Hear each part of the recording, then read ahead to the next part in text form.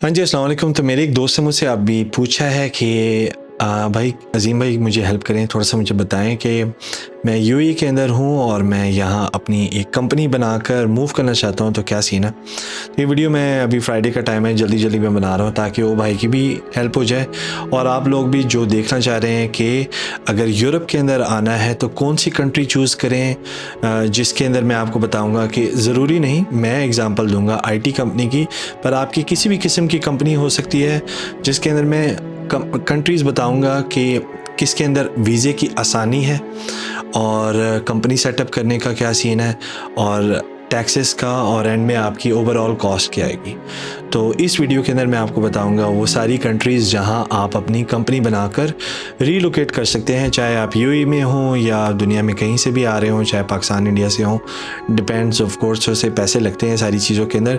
इधर हम कंपनी बना रहे हैं, कोई डंकी नहीं मार रहे, लीगल काम कर रहे हैं। ये उन भाइयों के लिए ख़ास तौर पे मेरी तरह जो ज़रा आईटी में काम करते हैं तो अल्हम्दुलिल्लाह थोड़े से पैसे बना लेते हैं, और जो लोग ख़ास तौर पे पाकिस्तान या इंडिया से, बांग्लादेश से पहले ही मूव कर चुके हैं यूएई के अंदर and they want to go to the next step और यूरोप के अंदर मूव करना चाहते हैं, तो ये वीडियो उनके लिए है जिसके अंदर मैं आपको सारी डिटेल्स दूंगा कि कौन कौन सी कंट्रीज़ आपके लिए बेस्ट हो सकती हैं जहां आप अपनी कंपनी बना सकते हैं। For example if you are developer और अ कंसल्टेंट या जो भी है, जहां अपनी कंपनी बना के you can relocate rather than waiting for a work permit from your job. ठीक है, तो ये है अज़ीम का यूरोप। वीडियो स्टार्ट करते हैं। And the first country which we are going to discuss in this video is Estonia. अब Europe के अंदर ये एस्टोनिया सबसे बेहतर क्यों है? तो उसकी कुछ रीज़न्स हैं जो मैं भी इस पार्ट के अंदर ब्रेक डाउन करूँगा। पर सबसे पहले बता दूँ आपको कि ये वीडियो मैं अभी जनवरी 2026 में बना रहा हूँ और सारी डिटेल्स जो सी हैं वो ऑफ कोर्स चेंज होती हैं ज़्यादातर, लेकिन अभी पूरे साल के लिए बेहतर रहेंगी। सो फर्स्ट ऑफ ऑल कि एस्टोनिया क्यों अच्छी है ओवरऑल पूरे यूरोप में, अगर आप कंपनी बना रहे हो अपने, स्पेशली आईटी की कंपनी बना रहे हो और इधर मूव करना चाह रहे हो। तो सबसे पहली बात ये है कि एस्टोनिया के अंदर अगर आपने अपनी कंपनी सेटअप करनी है तो सबसे फास्टेस्ट है, मोस्ट डिजिटल कंपनी है आपकी यूरोप के अंदर एस्टोनिया में बनाना आसान है। और उसकी सबसे बड़ी वजह ये है कि आप यहाँ अपनी कंपनी रिमोटली रजिस्टर कर सकते हैं, आपको इधर आने की ज़रूरत नहीं है और सब कुछ काम रिमोटली हो जाता है। एक्सट्रीमली जो उनसे है वेलकमिंग है, स्टार्टअप फ्रेंडली है for software companies, SaaS based companies, SaaS which is again software as a service. कोई एप्लीकेशन वगैरह आपकी हो या अगर आपकी कंसल्टेंसी की कंपनी हो, अगर आप कोई सर्विसेज दे रहे हो, तो ये सारी चीज़ों में अगेन आईटी का मैं दे रहा हूँ एग्जांपल, आप कुछ भी दे सकते हैं, लेकिन मतलब कोई भी आपका किस्म का काम हो सकता है। आप अकाउंटेंट हो सकते हैं, आप कोई और किस्म का आपका काम हो सकता है। This is mainly on IT मैं जो एग्जांपल दूंगा, पर यू कैन ऑल्सो सी कि अगर आप यूएई आ गए हैं, पाकिस्तान से हैं, इंडिया से हैं, बांग्लादेश से, कहीं से भी हैं और यूरोप मूव करना चाह रहे हैं, तो Estonia is the best option and the first option. अब इसके की एडवांटेजेस क्या हैं? पहली एडवांटेज ये है कि ई रेजिडेंसी है, सब कुछ 100% ऑनलाइन होता है। कंपनी की रजिस्ट्रेशन से लेके आपकी जितनी भी आगे डॉक्यूमेंटेशन होगी सब कुछ ऑनलाइन है। इसका मतलब ये है कि आपको फ़िज़िकली किसी ऑफिस में जाने की ज़रूरत नहीं है, आपको वेट करने की नहीं ज़रूरत कि मैं मंडे का वेट करूँगा या कुछ भी, सब कुछ ऑनलाइन होता है और बहुत ज़्यादा ऑटोमेशन है इस चीज़ के अंदर। तो आपको कहीं फ़िज़िकली जाने की ज़रूरत नहीं है और टाइमिंग्स को फॉलो करने की ज़रूरत नहीं है। सबसे बड़ी बात ये भी है कि यहाँ एस्टोनियन इतनी मुश्किल ज़ुबान है और इतना छोटा मुल्क है, पर यहाँ इंग्लिश बहुत ज़्यादा एक्सेप्टेबल है बिज़नेस को लेके। तो अगर आप कंपनी बना रहे हैं और सारा कुछ अपना करना चाहते हैं तो इंग्लिश इज़ एक्सेप्टेबल और आसानी भी है आपको इस चीज़ में, अगर आपकी ऑफ कोर्स इंग्लिश अच्छी हो। अकाउंटिंग और कंप्लाइंस जो उनसी है वो कंट्री के साथ बहुत आसान है कंपेयर टू अदर कंट्रीज़, जो मैं आगे इस वीडियो में आपको भी बताऊंगा। तो ये तो आगे की एडवांटेजेस ऑफ एस्टोनिया। अब बात करते हैं कॉस्ट की। तो कॉस्ट जो सी है कंपनी की रजिस्ट्रेशन की यहाँ है 190 euros as if right now in January 2026। अगर आपने अपना ई रेजिडेंसी का कार्ड बनवाना है, ई रेजिडेंसी लेनी है एस्टोनिया में, तो वो होगी 100 to 100 to 120 यूरोस। तो इन टोटल अगर आप दोनों को मिलाएं तो 300 यूरो आपके इनिशियल कॉस्ट बनेगी यहाँ अपनी कंपनी रजिस्टर करने के लिए और ई रेजिडेंसी लेने के लिए। आफ्टरवर्ड्स आपको यहाँ अपना एक वर्चुअल एड्रेस चाहिए होगा अगर आप रिमोटली काम कर रहे हैं या अकाउंटिंग कर रहे हैं। अगर आपने इधर अपना ऑफिस बनाना है तो अलग बात है, लेकिन वर्चुअल एड्रेस के लिए जिनको पता है उनको पता है। आप और अकाउंटिंग के लिए आप 200 यूरो, मैं अब ज़्यादा बता रहा हूँ, ये 100 यूरो भी हो सकते हैं, पर 200 यूरो साइड पे रखते हैं। तो ये रिकरिंग कॉस्ट होगी आपकी यहाँ अपनी कंपनी बनाकर काम करने की, जिसके अंदर आपको एक वर्चुअल एड्रेस भी मिल जाएगा और साथ साथ आप अपनी अकाउंटिंग के भी पैसे साइड पे रख रहे हैं जो अकाउंटेंट को देने हैं आपने। और सबसे बड़ी बात कॉस्ट की एक और चीज़ भी है कि अगर आपका प्रॉफिट ना हो साल के एंड में तो you have no corporate taxes to pay. कोई कॉर्पोरेट टैक्स नहीं है अगर आपके पास कोई प्रॉफिट नहीं किया आपने अपनी कंपनी के अंदर। तो ये होगी कॉस्ट की बात। अब बात कर लेते हैं रेजिडेंसी की।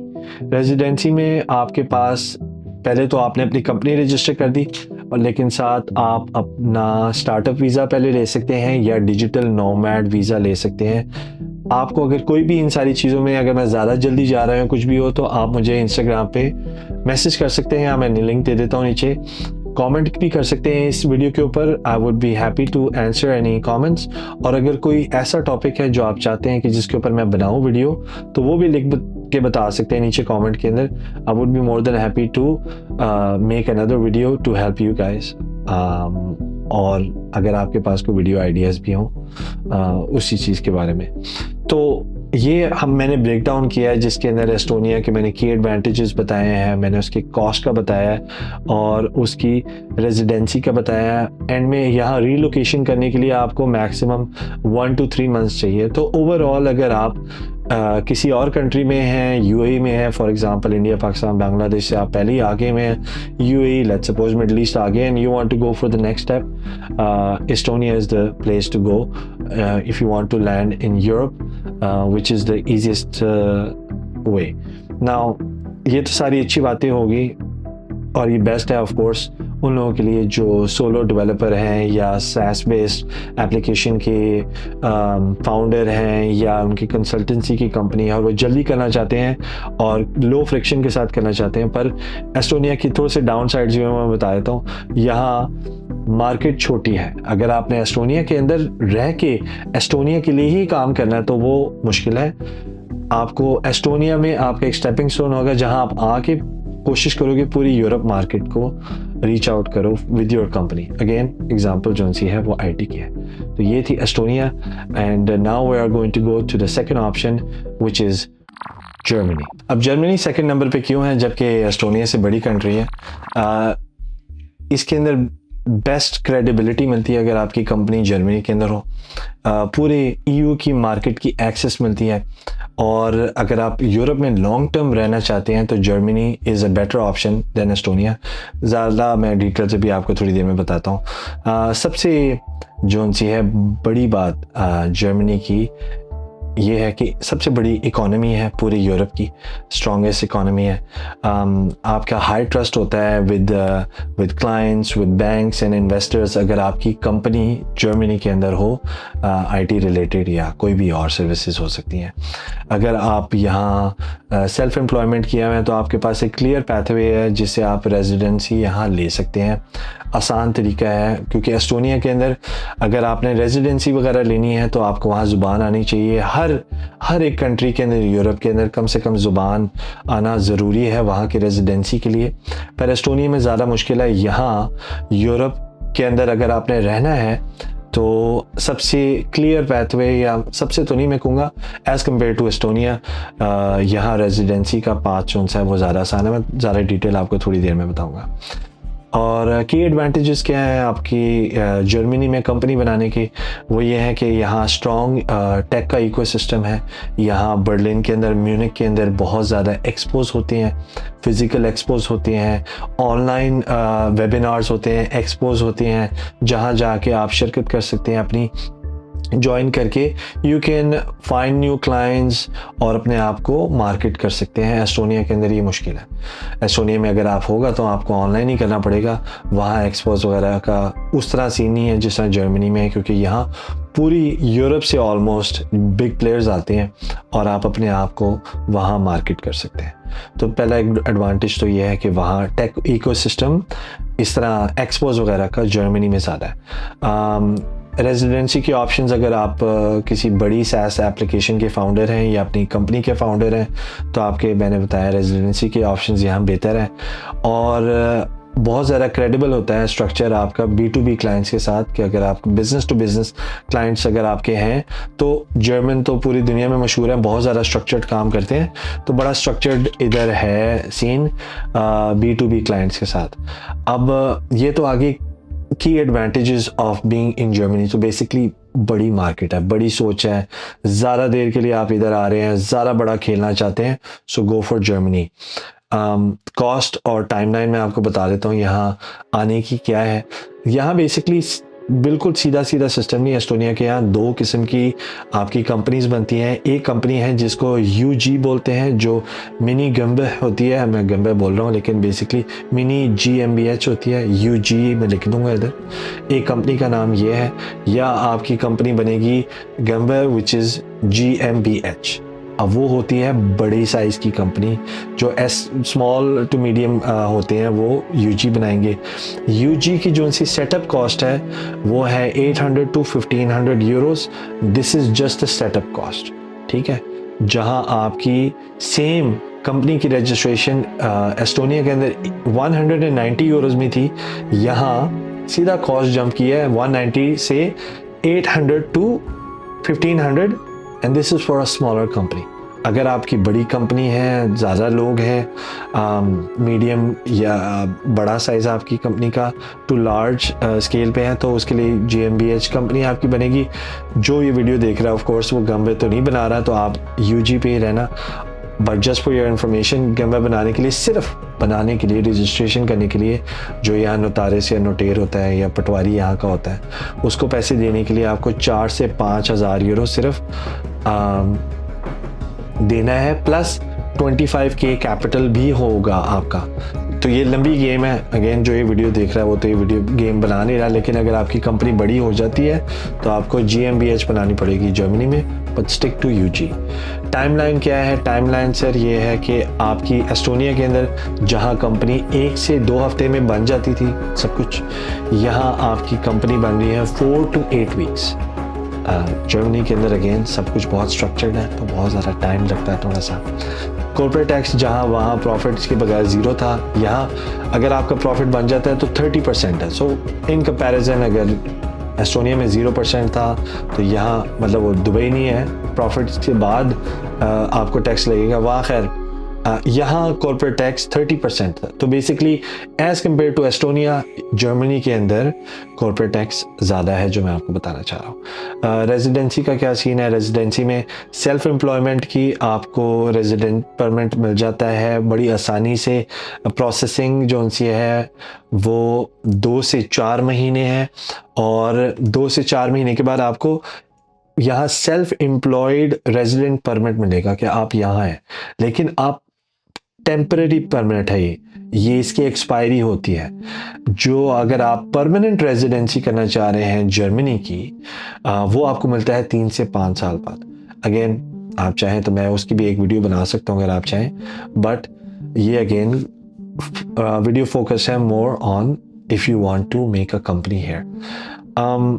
सो बेस्ट चीज़ क्या है और थोड़ा सा डाउन साइड क्या है जर्मनी का, मैं वो आपको बता देता हूँ। Again if you want to live in Europe for long term, बड़ा सोचना चाहते हैं, बड़ा खेलना चाहते हैं, सीरियस कंपनी है, तो Germany is a better option than Estonia और other countries as well, which I will tell after in this video. जो डाउन साइड वो ये है कि जर्मनी के अंदर ब्यूरोक्रेसी बहुत ज़्यादा है, टैक्सेस हाई हैं, और सेटअप करना कंपनी थोड़ा सा स्लो है एज़ कम्पेयर टू एस्टोनिया। पर जो सबसे मेन चीज़ है वो ये है कि ज़ुबान आपको खैर बिल्कुल रिलाई करना पड़ेगा अपने अकाउंटेंट्स वगैरह के ऊपर। तो अगर ज़ुबान सीख लें तो बेहतर है, क्योंकि इट्स एग्जैक्टली सब कुछ जो है ना वो जर्मनी में होता है। यहाँ मतलब कोई भी चीज़ आप हर वक्त गूगल ट्रांसलेट करके उसको पढ़ ही रहे होंगे। कोई भी उनकी ज़ुबान मतलब एस्टोनिया के अंदर अगर थोड़ी सी आसानी होगी या इंग्लिश बोल लेंगे, फॉर एग्ज़ाम्पल अगर आप किसी ऑफिस में कॉल कर रहे हैं इंग्लिश बोल लेंगे। जर्मनी में बिल्कुल नहीं है। जर्मनी में अगर आप किसी ऑफिस में कॉल करते हैं और उनको इंग्लिश आती भी होगी, जो ज़्यादातर को आती है, कोई नहीं बोलता। तो ये था जर्मनी।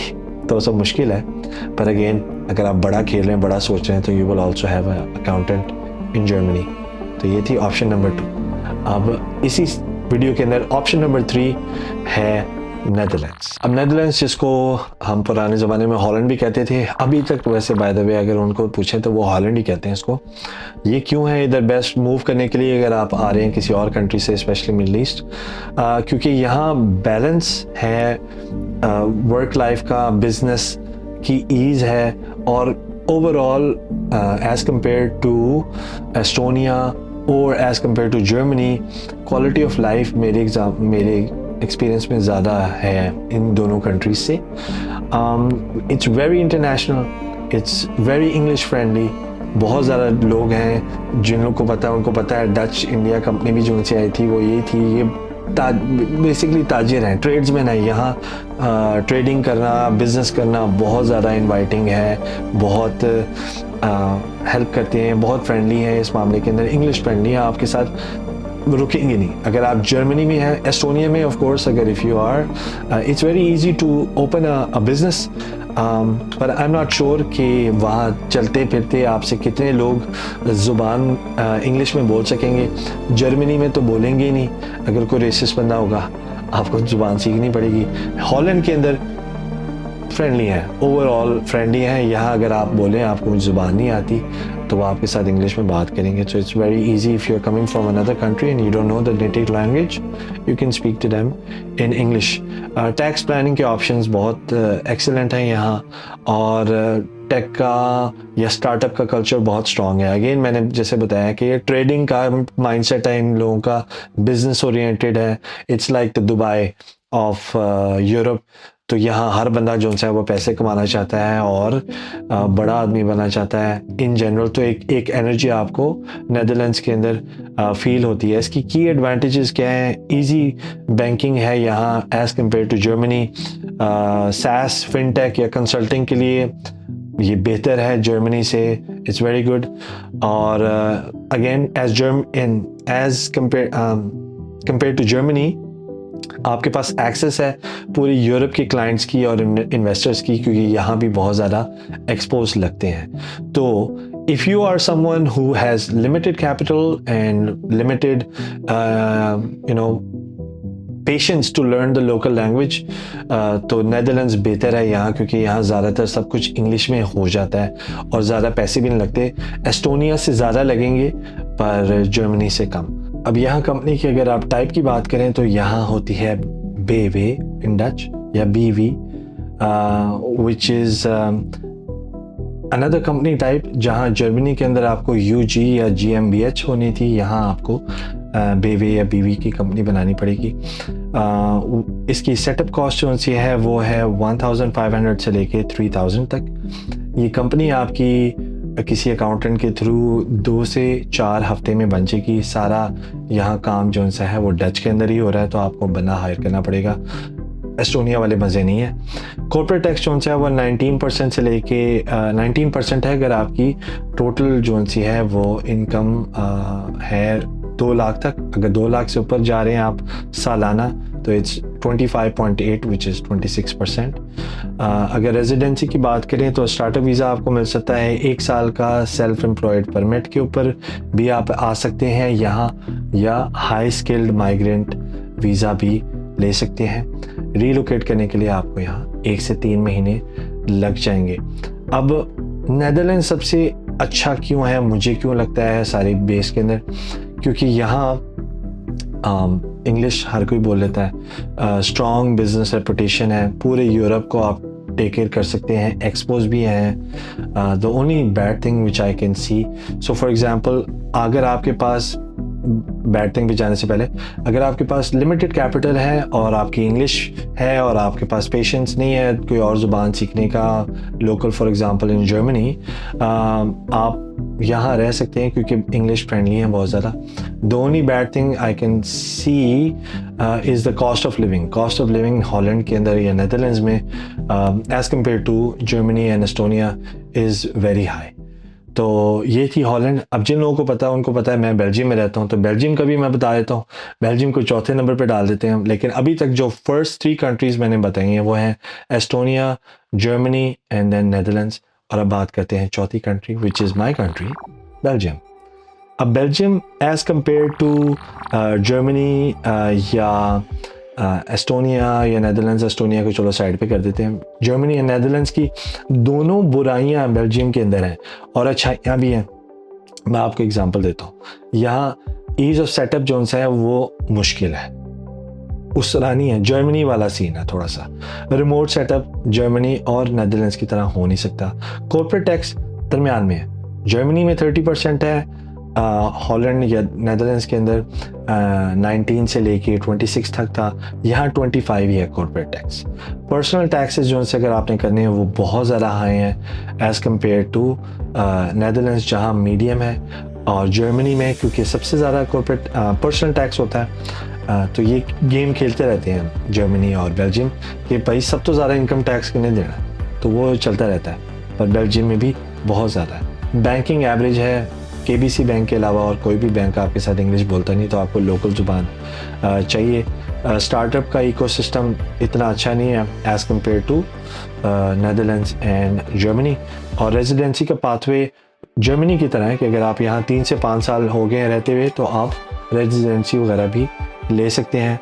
और एज आई सेड, क्योंकि सारी बुराइयाँ दूसरे कंट्रीज़ के लिए नहीं है, नेदरलैंड्स के अंदर कॉस्ट ऑफ लिविंग नेदरलैंड्स की तरह बेल्जियम के अंदर कॉस्ट ऑफ लिविंग बहुत ज़्यादा हाई है अगर आप अच्छी जगहों पे रह रहे हैं। उसके अलावा और बुराइयां अगर मैं कर लूँ तो ब्रसल्स के अलावा, ब्रसल्स में आपको थोड़ा सा फिर मिल जाएगा, लेकिन बहुत कम सिटीज़ हैं जहाँ इंग्लिश बोली जाती है, तो आपको लोकल ज़ुबान बोलनी पड़ेगी जिसके अंदर फ्रेंच है या डच है। अच्छाई ये है कि अगर फॉर एग्जांपल बेल्जियम में आप और कहीं और जाना चाहते हैं, जिस तरह आप मेरे अगर इस चैनल पे और वीडियोस देखें तो मैंने बहुत सैर सपाटा किया हुआ है, बेल्जियम से आप पूरा यूरोप घूम सकते हैं। बट देन अगेन यूरोप अगर आप नेदरलैंड्स में या जर्मनी में भी हो तो वहाँ से भी घूम सकते हैं, पर बेल्जियम से तरफ करीब है अगर आपने और कंट्रीज़ में जाना हो। तो ये थी आज की वीडियो जिसके अंदर मैंने सारा कुछ बताया आपको कि अगर आप यूरोप से आना चाहते हैं, मिडल ईस्ट से या पाकिस्तान, इंडिया, बांग्लादेश कहीं से भी आना चाहते हैं, मैं अपनी ज़ुबान में देसी ज़ुबान में बोल रहा हूँ, तो यही वीडियो उन्हीं के लिए होगी। तो आपके लिए पहली ऑप्शन एस्टोनिया है, दूसरी जर्मनी, थर्ड नेदरलैंड्स। बेल्जियम अगर आएँ तो आप इंस्टाग्राम पर मुझे मैसेज कर दें, I would be more than happy to help anyone out. और अगर आपके पास अगेन कोई कमेंट नीचे करें, अगर आपके पास कोई और सवाल हो यूरोप के बारे में, यहाँ सेट होने के बारे में, कॉस्ट के बारे में, तो I would be more than happy to answer and make a quick video like this. अभी फ्राइडे है, मैं एंजॉय करूँगा अपनी फैमिली के साथ। बाकी इधर मेरी और वीडियोज़ भी हैं, देख लें, एंजॉय करें, ठीक है। अल्लाह हाफिज़, see you in the next video.